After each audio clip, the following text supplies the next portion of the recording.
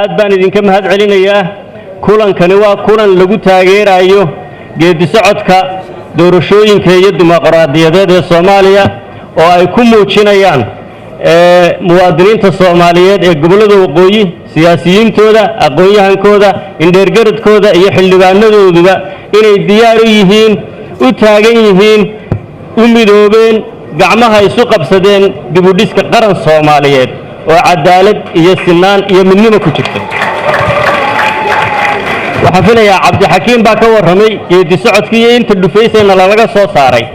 iyo inta goor ee madaxweynuhu tanaasul sameeyay waa sharcigii doorashada ee ugu horreeyay ee nidaamka BR-ka ku salaysnaa degmo doorasho kaliya iyo in dalka oo dhan doorasho midaysan ka dhacdo madaxweynuhu tanaasul buu sameeyay waa ka soo tanaasulay golaha shacabka ay ku wareegtay iyagoo xaq u leh sharci dejiyaanteennina ah waa ka doodeen guddi bay u saareen guddida xubnihii inoogu jiray Dr. Cilmi iyo Sahra Cabdilqaadir ay ka mid ahaayeen fikirka iyagii baanu u gudbinay annagoo ujeedadeedu tahay geedi socodka iyo dibdhiska qaranka Soomaaliyeed inuu qayb ka noqono waa ku biiriyeen baarlamaanku markii soo celiyay waxa loo gudbiyay aqalka sare waxa haddana ka qayb ahaa Cabdirasaaq iyo Ayuub iyo Bilaal fikirka iyagii baanu u gudbinay intaanu shirnay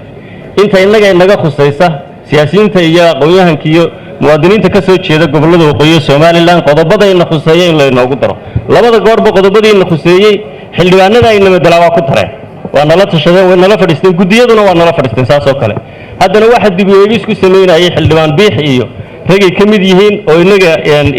inoogu jiray fikirkayagii waa dhageysteen waa ku dareen mar walba inagu doorashaynu diyaar u ahay madaxweynuhu markuu qiimeeyay baarlamaankii la geeyay waxa dhacday dhuusamareeb 1 2 3 inta tanaasul ee la sameeyay waa ogeedeen inagu mar walba diyaar baanu ahayn markii ugu dambeysay waxa la isugu yimid heshiiskii siyaasadeed ee madaxda maamul goboleedyada qaarkood waa ogeedeen kamay qayb gelin waxa la yiri waa loo gogol badiyaa maxay ee aynu gogol badinoo dhageysano waa la dhageystay waa la isu yimid anigu qayb baan ka ahaa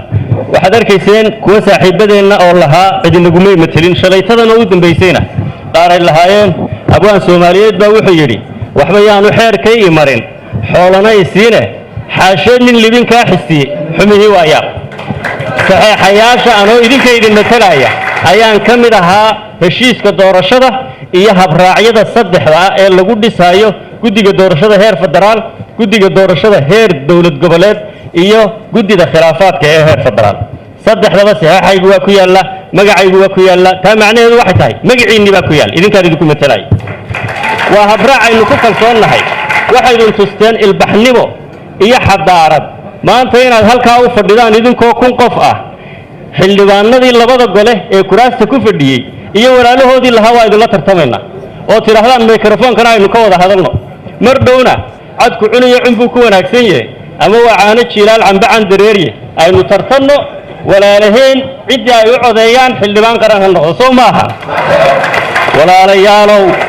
koonfuray abiil baanu idin diraynaa cabashaanu idin diraynaa baaq baanu idin diraynaa waxaanu leenahay reer waqooyi haddaanu nahay oo xadhiggii midnimada Soomaaliyeed ah oo Soomaali midowgeeda qayb weyn ka ahaa oo halgankii gobonnimo doonka Soomaaliyeed ee 60kii iyo ka hor door shariif ah oo muwaadinimo oo Soomaalinimo aan ka soo qaadanay xorriyaddii 60kii calankii keenay heesihii hirgalay ee dawladnimada lagu dhisayay keenay qaranka Soomaaliyeed qayb weyn ka ahayn burburkii kadib qayb muhiim ka ahayn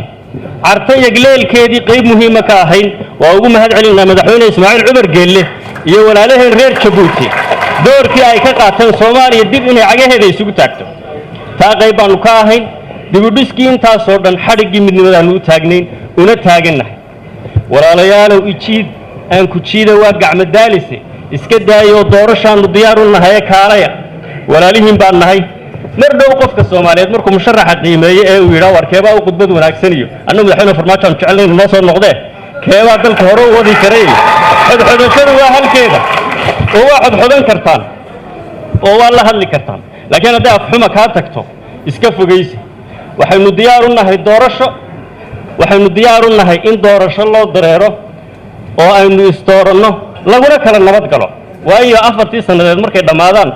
دوائن ترتن لقلا دورشة لقلا مرن كاسي دورشة دي بدو أدقيا فهم عني هذا موحي تهاي دورشة ديار وما هي دبها الله يقدقو ما وقت جيدين كل عيسى دورشة وقت جيدين كل قبلنا وكشقيننا هدي تمشي شفتو وعلى هذا قف يلا بقى يصدح بان درين كقبا ديار بالوي هين اللي قد جيستو الله يراقف يلا بقى يصدح لا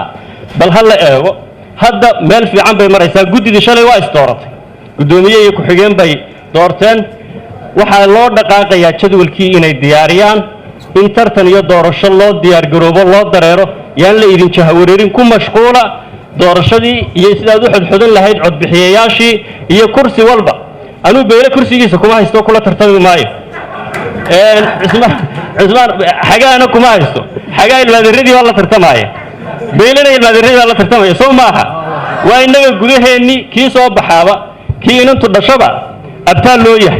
مركا أنت يدي حلقة شوكتي أنت إن الدوني سينات مادان ديار بان الله إنه يدون هالكي كسي ودانو وحوراك سيجار سيسان وحيرنكي ولا يدر دار وريني يا درجة ياو إركو ضرورين يا جورو دي ياو ولا لو يناني سدر دار ورينين ولا لو الميدان واسع دورشة ديار لويه أو لو درير يا لقمن دونا إن شاء الله قفكي لو عالفون بانا صوبحاي فاستمان تلقاضية وحويان ديداتينا النقدان دورية ولا اللي يدوري أنا داد في قاضي هل فاسين مرينا وأنها تنتهين قوليسا صوماليا هاي إسرائيل صوماليا هاي قوليسا صوماليا هم يدودو والسلام عليكم ورحمة الله وبركاته.